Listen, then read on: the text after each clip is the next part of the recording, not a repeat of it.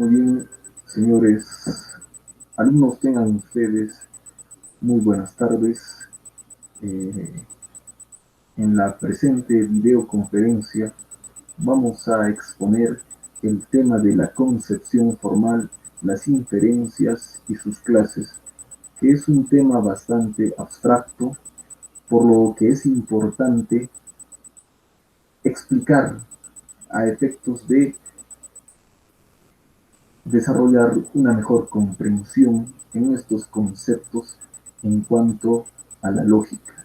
Muy bien, entonces, se ha detallado que la argumentación jurídica, en mérito a la doctrina desarrollada por Manuel Atienza, la argumentación jurídica tiene una dimensión formal, ¿no? Ello quiere decir de que la argumentación jurídica va a desarrollarse a partir de la aplicación de la lógica. Muy bien, entonces, ¿qué se entiende por lógica?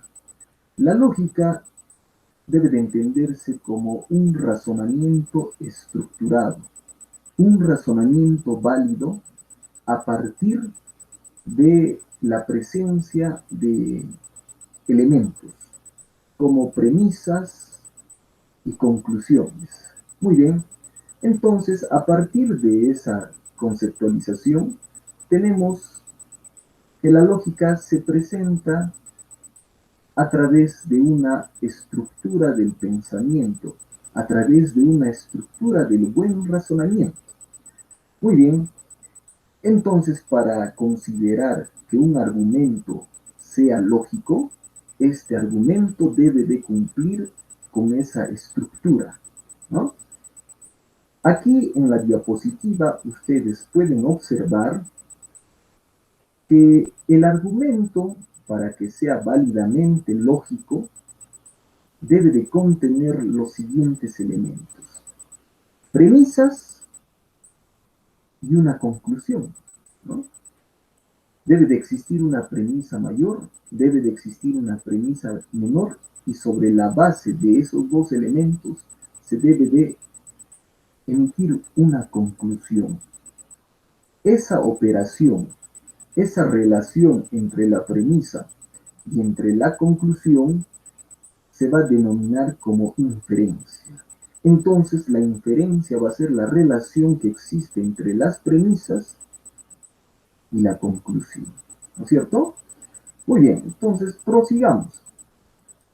Tenemos una forma de pensamiento lógico clásico que viene a ser el modus ponens.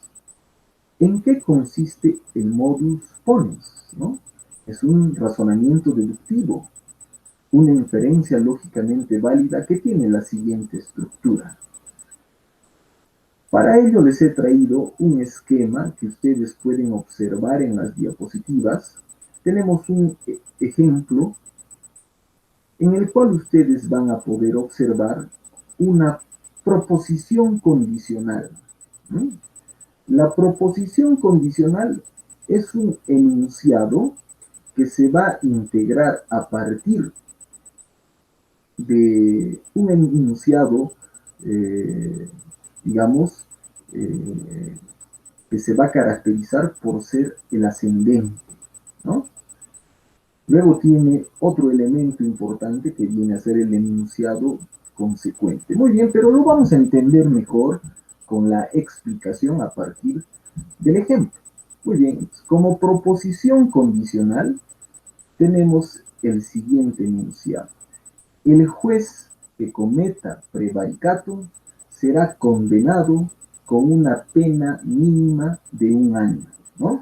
Esa es la proposición condicional que se va a simbolizar a través de P1, ¿no? Y que a su vez va a cumplir la función de premisa mayor o premisa 1, ¿no? Muy bien. Entonces, esta premisa 1, esta premisa mayor, esta proposición condicional, integra dos elementos fundamentales. El primero de ellos es el antecedente. El antecedente va a ser simbolizado a través de P minúscula, ¿no? Y va a estar integrado por el juez que cometa prevaricato, ¿no? Esa es, digamos, el enunciado antecedente. Muy bien. Luego, la proposición condicional tiene otro elemento que viene a ser el consecuente. Y en el ejemplo concreto, el consecuente vendría a ser, será condenado con una pena mínima de 1 año. Se expresa a través del símbolo formal Q minúscula. Muy bien, de tal manera que tenemos ya los dos elementos de la proposición condicional ya establecidos, ¿no? Muy bien. Por lo tanto, la premisa 1, en términos formales, va a ser simbolizado a través de P, entonces Q, ¿no es cierto? Entonces, aquí ustedes pueden observar la siguiente fórmula. P, entonces Q, que simboliza la proposición condicional, ¿no es cierto? P minúscula vendría a ser el juez que comete prevaricato. Y Q vendría a ser, será condenado a una pena mínima de 1 año. Muy bien, entonces ya tenemos la premisa 1, la premisa mayor. Pero también vamos a tener necesariamente que identificar a la premisa menor o la premisa 2. Y la premisa menor o la premisa 2 se va a identificar, se va a desarrollar a partir de la proposición condicional, que en este caso va a estar representado por el antecedente, que vendría a ser P, ¿no es cierto? El juez comete prevaricato.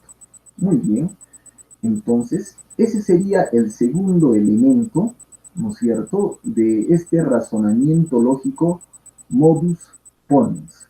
Muy bien, el tercer elemento está integrado, está constituido por la conclusión, ¿no? Entonces, a partir de la premisa 1 y a partir de la premisa 2, lógicamente, se tiene que obtener una conclusión, que en este caso va a ser la afirmación de la consecuencia, en este caso Q. Muy bien, entonces veamos en el esquema que les he desarrollado. Muy bien, tenemos aquí, observan ustedes en el cuadrante verde, que la premisa 1 está integrada por la proposición condicional P entonces Q, es decir, el juez que cometa prevaricato será condenado a una pena mínima de 1 año. La premisa 2 es la afirmación de la proposición condicional, ¿no es cierto?, que vendría a ser el antecedente, P, ¿no es cierto? Entonces vamos a poner aquí P minúscula. Muy bien. Entonces, si se cumple con esa condición, por ejemplo, el juez ha cometido el acto de prevaricación, entonces, lógicamente, se va a concluir que será condenado. Entonces, aquí tenemos la conclusión, que viene a ser la reafirmación del consecuente, ¿no es cierto?, del consecuente de la proposición condicional. En todo caso, la expresamos a través de Q. Muy bien, entonces, ese es el esquema del razonamiento lógico modus ponens, ¿no? Les he traído otro ejemplo que va a permitir reforzar esta explicación. Tenemos el siguiente ejemplo, ¿no? La premisa 1, nuevamente, ¿cierto?, está constituida por la proposición condicional que va a ser representado por P1, ¿sí? Y el ejemplo es el siguiente. Si estudias, serás útil a la sociedad. ¿No es cierto? Entonces ya tenemos nuestra proposición condicional. Muy bien. A su vez, esta proposición condicional tiene dos elementos. Un antecedente que está representado por P y tiene un consecuente que está representado por Q. ¿No es cierto?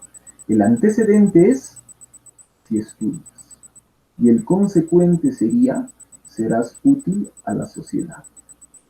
Por lo tanto, ya tenemos nuestra premisa 1, que viene a ser la premisa mayor, que vendría a ser, si estudias, serás útil a la sociedad, que en forma simbólica se va a representar a través de P, entonces Q.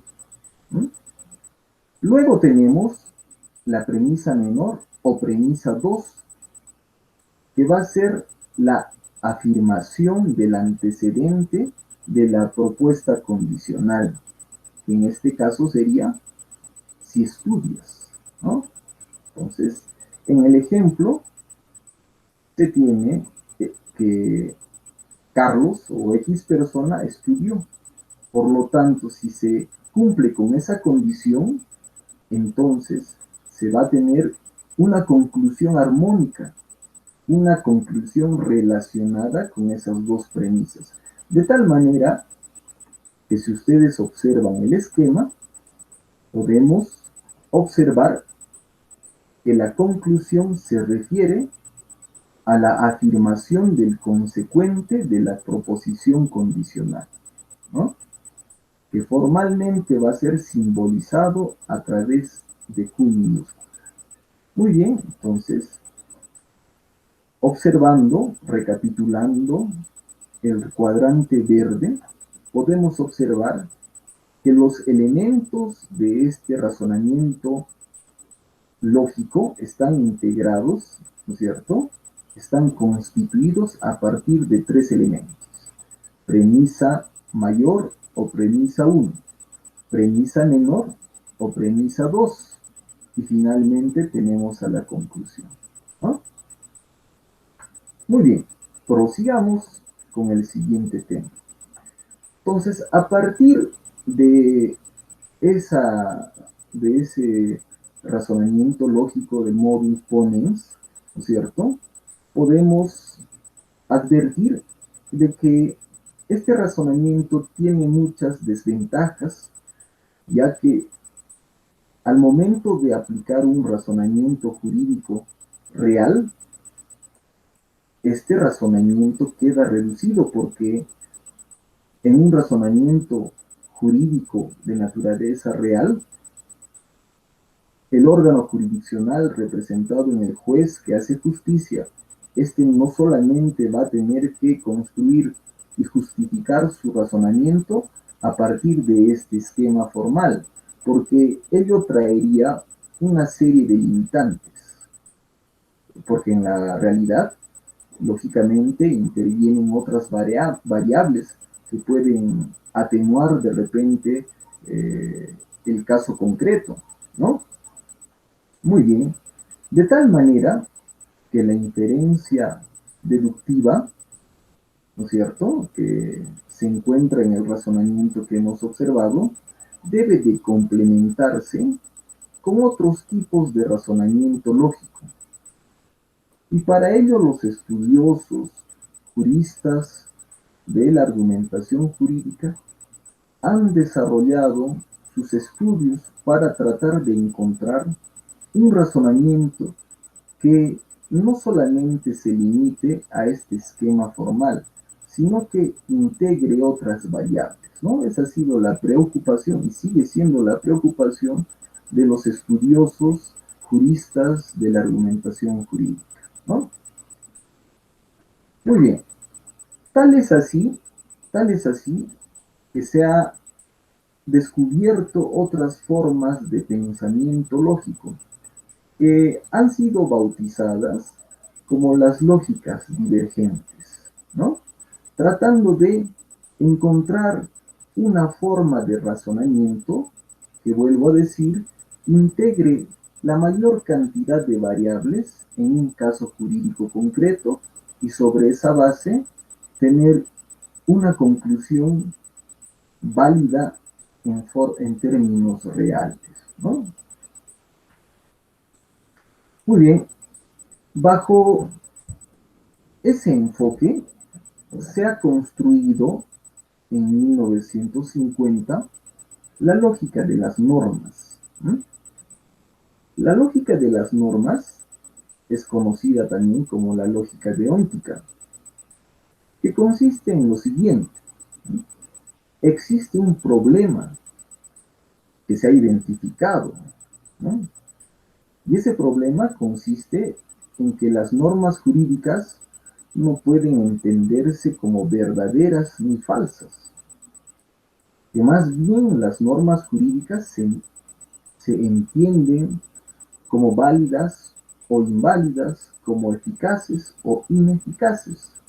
A partir de ahí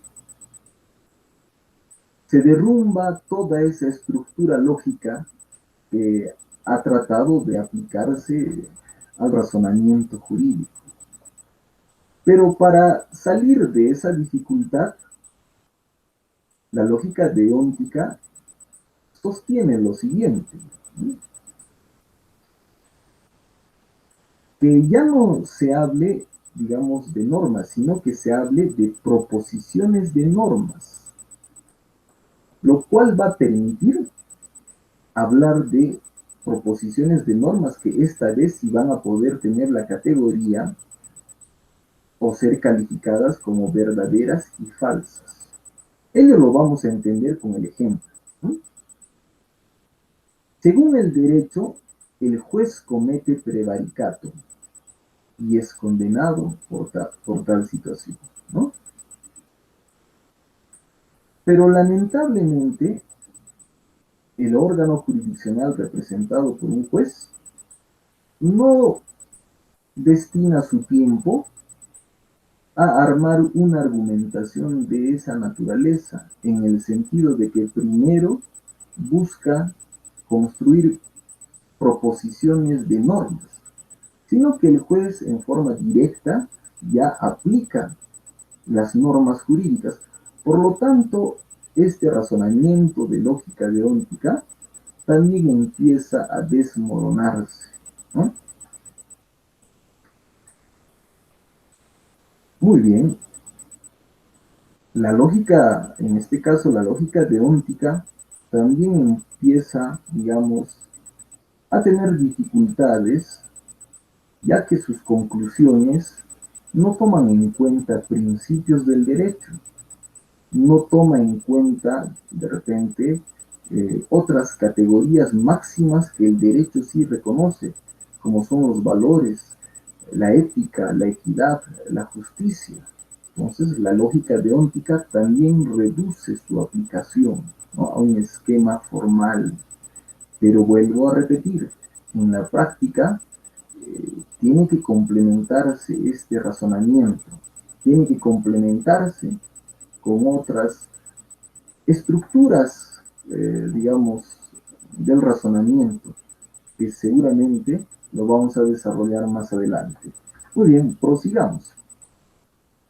Luego tenemos tres categorías que también son importantes para entender la concepción formal de la argumentación jurídica. Y estas tres categorías del razonamiento son la deducción, la inducción y la abducción. Muy bien, ¿qué se entiende por deducción? La deducción es un razonamiento lógico que relaciona de forma armónica la conclusión con las premisas. Ello lo hemos visto con un ejemplo en el razonamiento modus ponens, ¿no? De tal manera que deducir significa concluir en forma armónica a partir de la premisa mayor y la premisa menor, el famoso silogismo. Muy bien, pero también se observa en la práctica que existe otra forma de razonamiento que viene a ser la inducción. Y la inducción se caracteriza porque es un razonamiento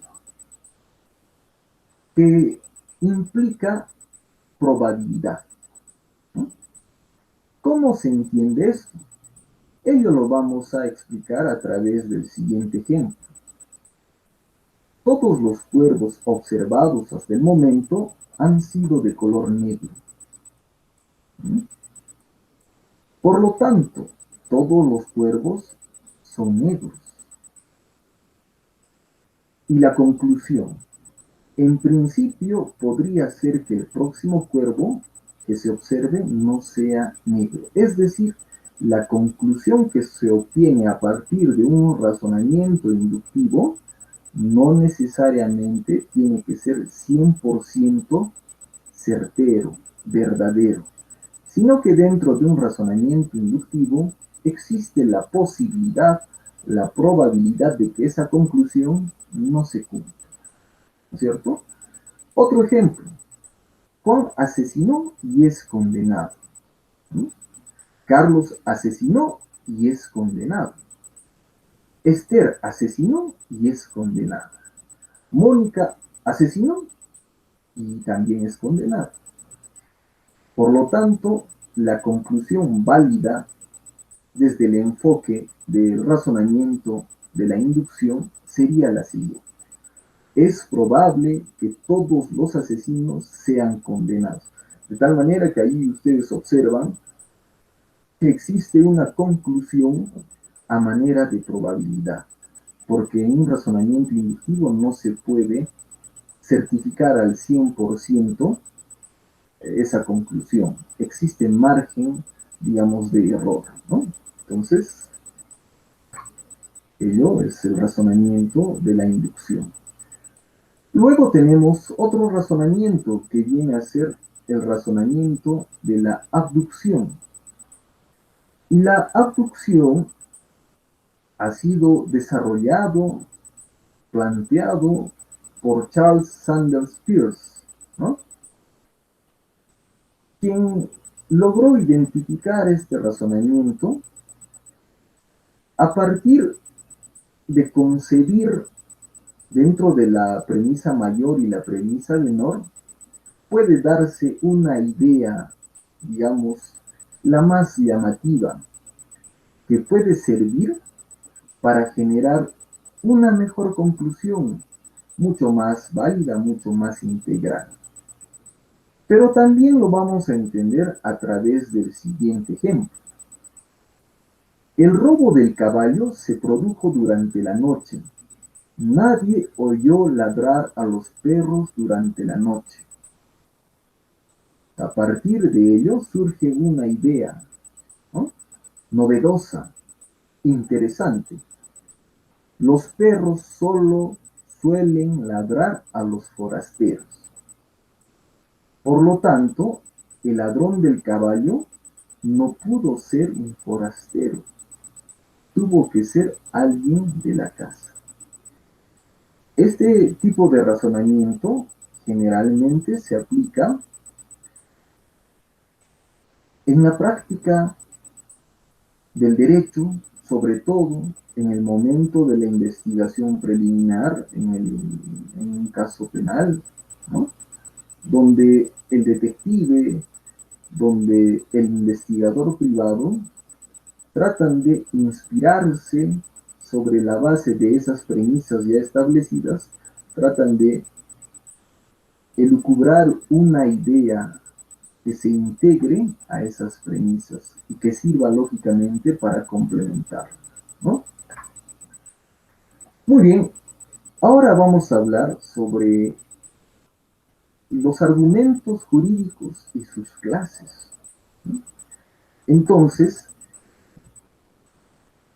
este tema es bastante importante porque a partir de ello vamos a poder advertir la presencia de argumentos jurídicos que van a servirnos para la práctica del derecho, para la elaboración de estrategias jurídicas, lógicamente para reforzar la posición de parte, ¿no? Muy bien, entre ellos vamos a tener un razonamiento clásico, bastante utilizado en la práctica del derecho, que viene a ser el silogismo subsuntivo. ¿Y en qué consiste ese silogismo subsuntivo? Muy bien, es más o menos similar a un modus ponens, ¿no? Donde se va a tener que engarzar una premisa fáctica, va a tener que engarzarse dentro de una premisa normativa. Lógicamente, a partir de esos dos elementos, concebirse una conclusión armónica. Para entender lo que les trato de decir, vamos a utilizar el siguiente ejemplo. Tenemos una premisa normativa o premisa mayor que viene a ser la siguiente: el que mata será privado de la libertad. Premisa mayor, premisa normativa. Y como premisa 2 tenemos a la premisa fáctica. Carlos mató. Es decir, hay una ejecución, ¿no es cierto? Hay un hecho que se subsume dentro de ese presupuesto normativo. Entonces, si Carlos mató, la conclusión sería la siguiente: Carlos será privado de la libertad, ¿no? Entonces, vuelvo a repetir, tenemos una premisa normativa, premisa 1, el que mata será privado de la libertad. Premisa 2, Carlos mató. Por lo tanto, esa conducta se subsume dentro del supuesto normativo. Y por lo tanto, la conclusión sería: Carlos será privado de la libertad, ¿no es cierto? Porque Carlos mató. Luego tenemos el argumento a contrario sensu, que va a servir para evitar aplicar una consecuencia jurídica a un caso no previsto en la norma. Ello también va a ser de fácil comprensión a través del ejemplo que les he traído. Tenemos una norma que prohíbe transportar perros en un ferrocarril, ¿no? Está prohibido subir perros a un ferrocarril, ¿no? Pero esa norma prohibitiva no dice nada respecto de otros animales. Por ejemplo, no dice nada de los osos. Por lo tanto, aplicando un razonamiento de argumento a contrario sensu, estaría permitido que en ese ferrocarril sí se transporte osos, ¿no? Argumento a contrario sensu, ¿no? Allí tenemos el simbolismo, la fórmula de este razonamiento, que sería el siguiente: P entonces Q, no P, no Q, ¿no es cierto? Muy bien. Luego tenemos otro argumento jurídico que va a ser el argumento a pari o por analogía.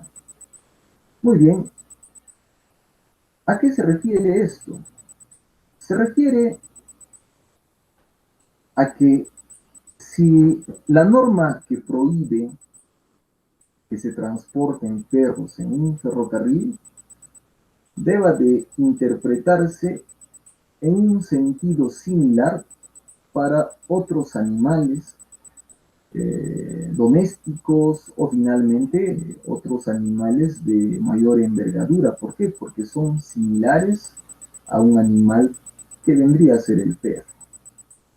Por ejemplo, la ley no dice nada en relación con los osos. O sea, la ley solamente prohíbe que se transporten perros en el ferrocarril, pero no dice nada respecto de los osos. Aplicando un razonamiento a pari o por analogía, tendría que interpretarse de que esa norma también se extiende en cuanto a la prohibición de transportar osos en el ferrocarril, ¿no? argumento a pari o por analogía. Luego tenemos otro argumento que viene a ser el argumento a fortiori. El argumento a fortiori se desarrolla a partir de una locución latina que significa con mayor razón, con mayor motivo, ¿no? De igual manera, lo vamos a comprender a partir del ejemplo. Si el que roba es condenado, aplicando el razonamiento a fortiori, será condenado el que mata, ¿no? Con mayor razón será condenado el que mata, ¿no? Otro ejemplo, si en la universidad se prohíbe fumar en los ambientes de los profesores y los salones de clase, con mayor razón, con mayor motivo, también estaría prohibido fumar en los ascensores de dicha universidad. ¿Sí? Teniéndose en cuenta de que en un ascensor es mucho más notoria la afluencia de personas. Con más razón, tendrá que prohibirse fumar en un ascensor. Argumento a fortiori. Muy bien, luego tenemos el argumento por reducción a lo absurdo. Muy bien, entonces del mismo ejemplo que les vengo comentando, de aquella norma que prohíbe fumar a los profesores en los ambientes de la universidad y en los salones de clase, se tiene que se ha interpretado en el sentido que sí se permite fumar en los ascensores, ¿no? Entonces sería absurdo concluir en la siguiente interpretación de la norma, ¿no? Sería absurdo concluir de que está prohibido fumar en los ambientes de los profesores o finalmente está prohibido fumar en las oficinas de cada docente y está permitido fumar en los ascensores. Eso sería absurdo, teniendo en cuenta de que en la oficina el profesor está solo, no hay ninguna persona. Caso contrario, en un ascensor sí hay afluencia de personas. Por lo tanto, es la interpretación que se hace de esa norma en el sentido que sí está permitido fumar en ascensores donde hay bastante gente y está prohibido fumar en oficinas de los docentes donde es posible que el docente esté solo, sería una interpretación absurda, ¿no? Muy bien, ya para terminar la sesión de aprendizaje del día de hoy, tenemos que mencionar a Giovanni Tarello, que es un estudioso que ha clasificado a las clases de argumentación jurídica integrando mayores elementos. El planteamiento de Giovanni sostiene de que existen alrededor de 15 clases de argumentos jurídicos, ¿no? Entre ellos vamos a tener el argumento a contrario, a símile, a fortiori, de la plenitud de la regulación jurídica, de la coherencia de la regulación jurídica, psicológico, histórico, apagógico, teleológico, económico, de autoridad, sistemático, basado en la naturaleza de las cosas, de la equidad y a partir de principios. Esta clasificación resulta interesante porque se aleja de la estructura formal lógica y trata de clasificar a los argumentos jurídicos a partir de su aplicación práctica y pragmática. Esta nueva clasificación de Giovanni la vamos a estar desarrollando en las sesiones posteriores. Muy bien, chicos, quedo agradecido por su atención. Eso sería todo. Muchas gracias. Hasta la próxima sesión de clase.